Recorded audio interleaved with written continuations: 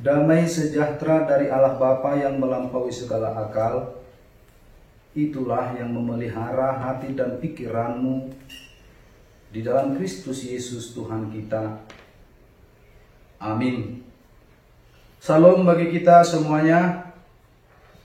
Firman Tuhan sebagai kabar baik dalam ibadah kita saat ini diambil dari 2 Petrus 1 ayat 1 sampai ayat yang ke-9. Dari Simon Petrus, hamba dan Rasul Yesus Kristus, kepada mereka yang bersama-sama dengan kami memperoleh iman oleh karena keadilan Allah dan Juru Selamat kita, Yesus Kristus. Kasih karunia dan damai sejahtera melimpahi kamu oleh pengenalan akan Allah dan akan Yesus Tuhan kita.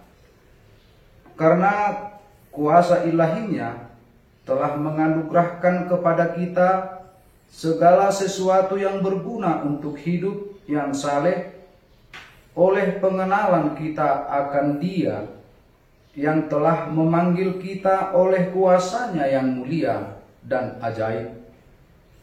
Dengan jalan itu Ia telah menganugerahkan kepada kita janji-janji yang berharga dan yang sangat besar, supaya olehnya kamu boleh mengambil bagian dalam kodrat ilahi dan luput dari hawa nafsu duniawi yang membinasakan dunia.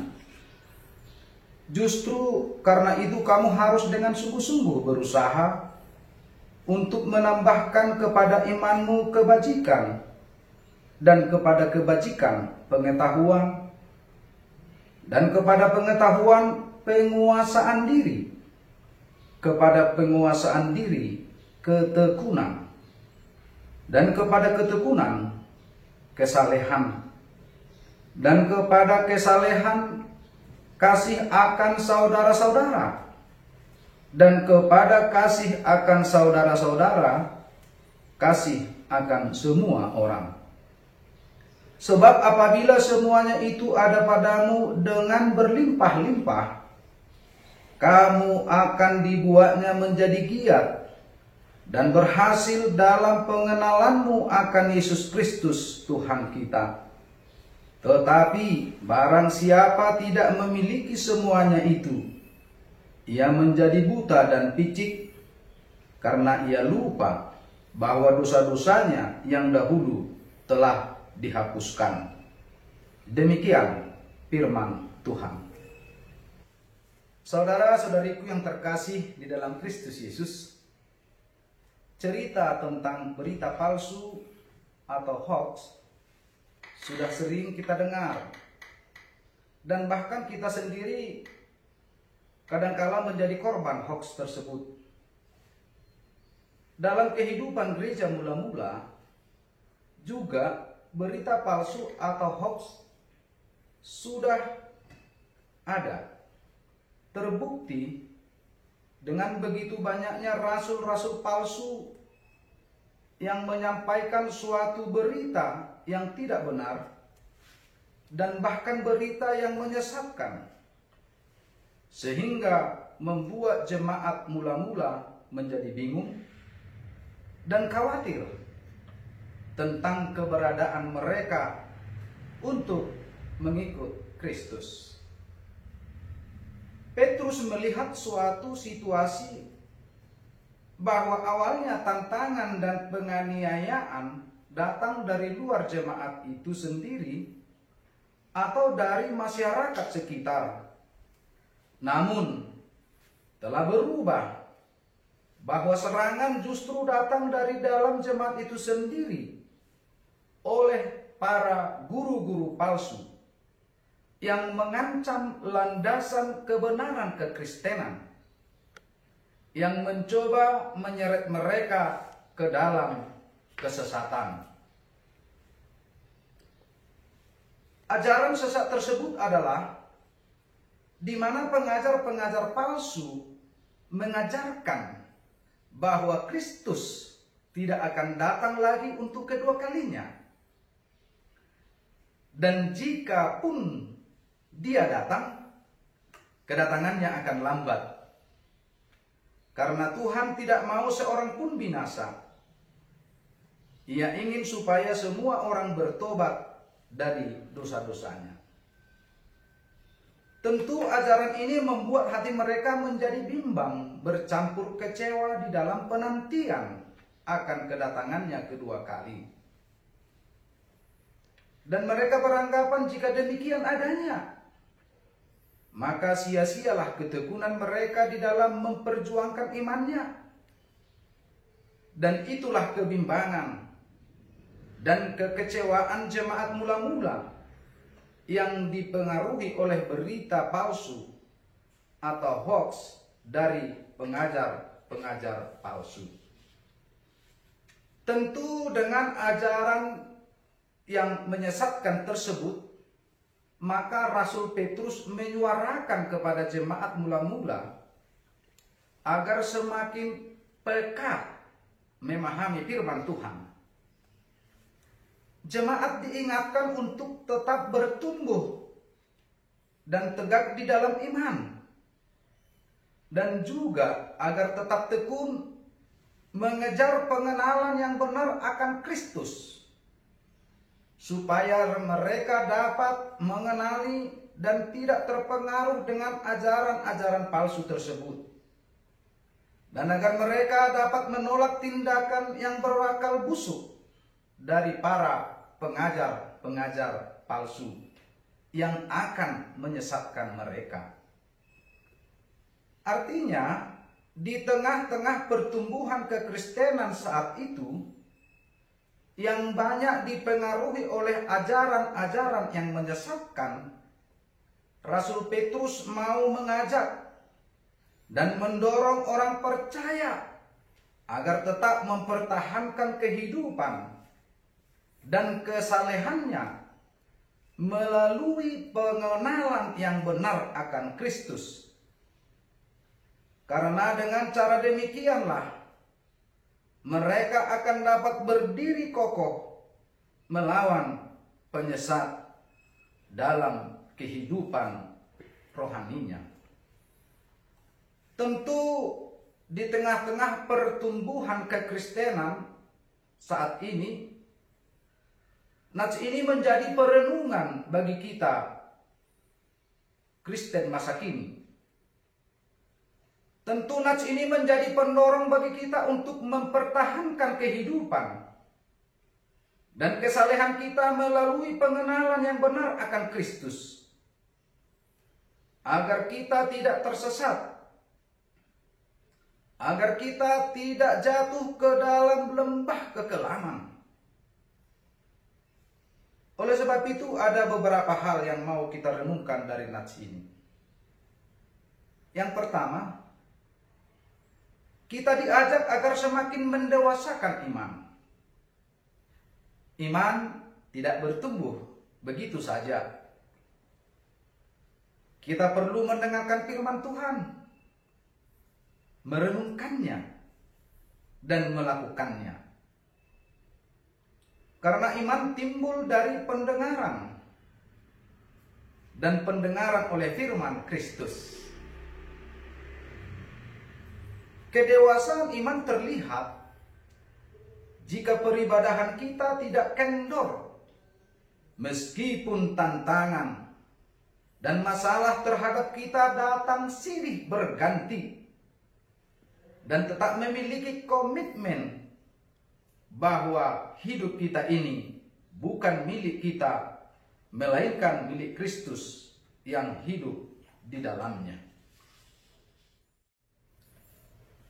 Tentu di tengah-tengah situasi yang kita hadapi saat ini, yang sangat menggemparkan dunia melalui wabah virus yang mengglobal, yaitu COVID-19, tentu dibutuhkan iman yang dewasa untuk menghadapi situasi tersebut. Karena kita seolah-olah diperhadapkan kepada suatu peradaban baru. Kenapa dikatakan peradaban baru? Karena biasanya kita suka ngumpul. Kita suka bersalaman jika bertemu dengan saudara-saudari kita. Cipika-cipiki.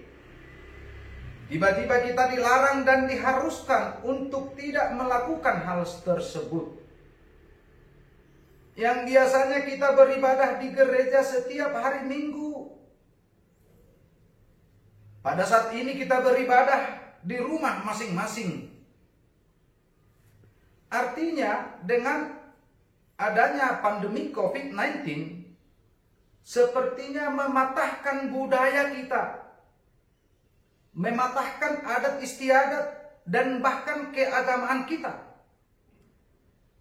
Tentu dengan kondisi yang kita alami saat ini dibutuhkan kedewasaan iman untuk menghadapinya, agar kita jangan terseret ke dalam ketakutan, kemarahan, kekhawatiran, tetapi agar kita hidup di dalam kewaspadaan dan penyerahan diri hanya kepada Tuhan. Yang kedua, kita mau diajak untuk memiliki karakter anak-anak terang untuk menyempurnakan iman percaya kita. Kebajikan, pengetahuan, penguasaan diri, ketekunan, kesalehan, kasih terhadap sesama, dan kasih terhadap orang lain adalah menjadi ciri dari karakter anak terang. Anak-anak terang dia harus memiliki perilaku yang baik untuk memperlengkapi imannya. Karena iman tanpa perbuatan adalah mati. Anak-anak terang harus terus belajar dan belajar agar memiliki pengetahuan. Karena iman tanpa pengetahuan akan sia-sia. Anak-anak terang harus mampu menguasai dirinya agar jangan kebablasan dan jatuh ke dalam pencobaan. Anak-anak terang harus tekun agar terhindar dari kegagalan. Anak-anak terang harus hidup dalam kesalehan agar tidak mudah jatuh ke dalam dosa. Dan anak-anak terang itu sesungguhnya hidupnya harus tulus. Anak-anak terang juga harus memiliki kasih. Harus memiliki kebersamaan. Memiliki tenggang rasa dalam kehidupan bersaudara. Tanpa kasih, iman akan sia-sia. Tentu di tengah-tengah berbagai pergumulan kita saat ini, di mana tekanan yang menakutkan kita melalui pandemi COVID-19, mari kita mendewasakan iman kita yang didasari kepada perilaku yang baik,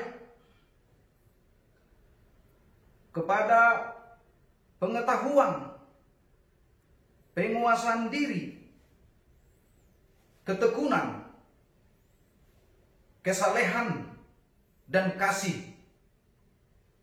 Karena dengan demikian, maka kita akan dapat memahami rencana Tuhan dalam hidup kita di situasi yang kita hadapi saat ini.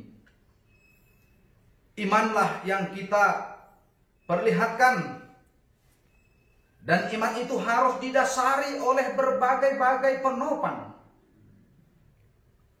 di mana iman itu ibarat sebuah bangunan yang ditopang oleh kebajikan, pengetahuan, penguasaan diri, ketekunan, kesalehan, dan kasih kepada sesama. Kasih kepada setiap orang. Dengan iman yang dewasa kita dapat lebih waspada dan memakai pengetahuan kita dan ketekunan kita untuk menghadapinya. Agar kita tidak ceroboh, agar kita tidak terbuai dan rasa takut selalu menaungi kehidupan kita.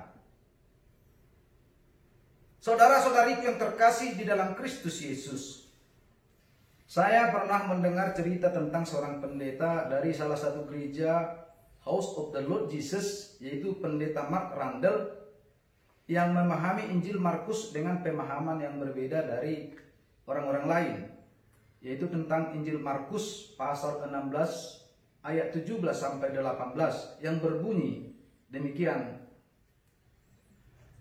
Tanda-tanda ini akan menyertai orang-orang yang percaya. Mereka akan mengusir setan-setan demi namaku.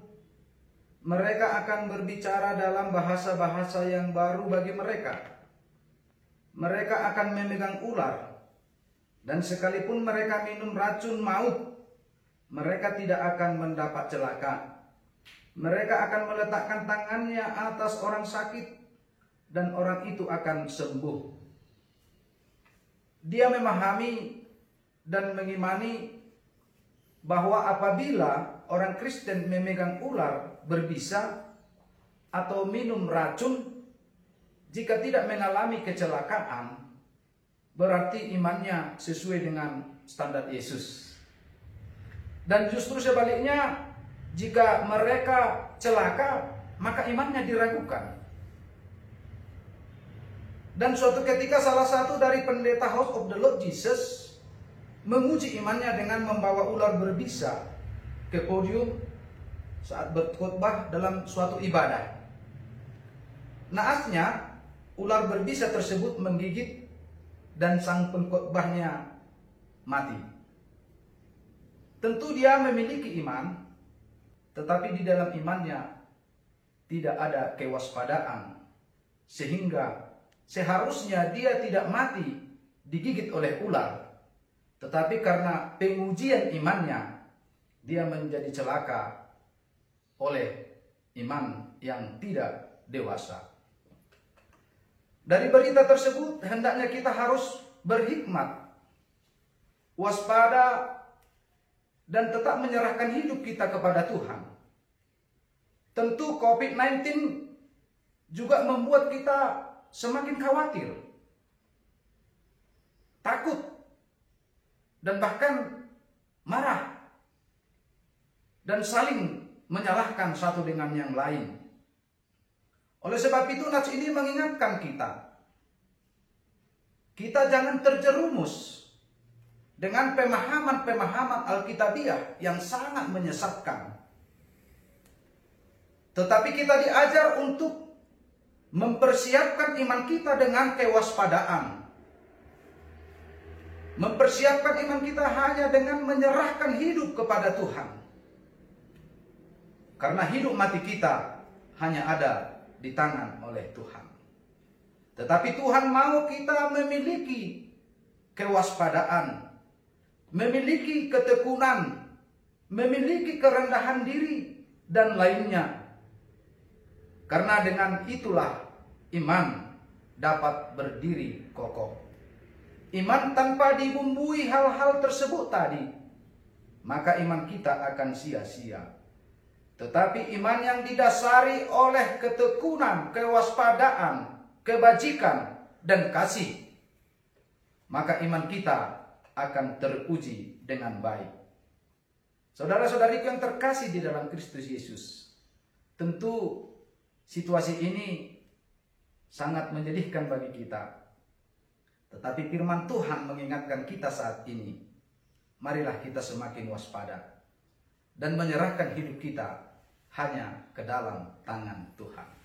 Terberkatilah saudara-saudara yang beribadah di rumah dan dimanapun sekarang melakukan ibadahnya. Tuhan memberkatimu. Amin. Kita berdoa. Terima kasih Bapa Surgawi atas firman-Mu, kabar baik yang Tuhan sampaikan kepada kami, yang menyegarkan kehidupan kami saat ini di situasi yang sangat sulit. Dengan firman-Mu ini kami semakin semangat dan dapat berdiri kokoh dan mengandalkan kuasa-Mu untuk melawan virus yang sedang berkembang saat ini. Dan saat ini juga kami mau mendoakan seluruh pemerintah kami, mulai dari yang tertinggi sampai yang terendah. Kiranya Tuhan menyertai mereka secara khusus untuk mengambil kebijakan-kebijakan yang akan dilakukan. Berkati juga para medis yang sedang berjuang melawan virus ini. Sertai seluruh keluarganya dan sertai mereka di dalam tugasnya. Berkati juga ya Tuhan seluruh jemaat-Mu yang saat ini yang sedang sakit, yang dirawat di rumah sakit, yang sedang dalam pemulihan di rumahnya, atau dimanapun mereka berada. Kiranya kuasa-Mu yang menyembuhkan mereka ya Tuhan. Kami juga mau berdoa untuk seluruh jemaat-Mu, mulai dari anak-anak, dewasa, dan seluruh orang tua. Di dalam aktivitas hidupnya, Tuhan juga menyertainya. Tuhan Allah Bapa kami yang bertahta di dalam kerajaan surga, kami juga mendoakan seluruh program-program dari gereja-Mu yang saat ini sedang tertunda. Tapi kami yakin ini adalah rencana-Mu. Kiranya di dalam seluruh program dapat kami lakukan dengan mengandalkan kuasa-Mu. Dan kami yakin dan percaya bahwa wabah ini akan Tuhan pulihkan kembali. Dan kondisi kami akan dapat pulih seperti semula. Tuhan Allah Bapa kami yang bertahta di dalam kerajaan surga, kami serahkan hidup kami hanya ke dalam tangan pengasihan-Mu. Ampunkan kami dari segala dosa, agar kami semakin layak untuk memuji dan memuliakan nama-Mu. Terpujilah nama-Mu ya Tuhan, kekal sampai selama-lamanya. Amin.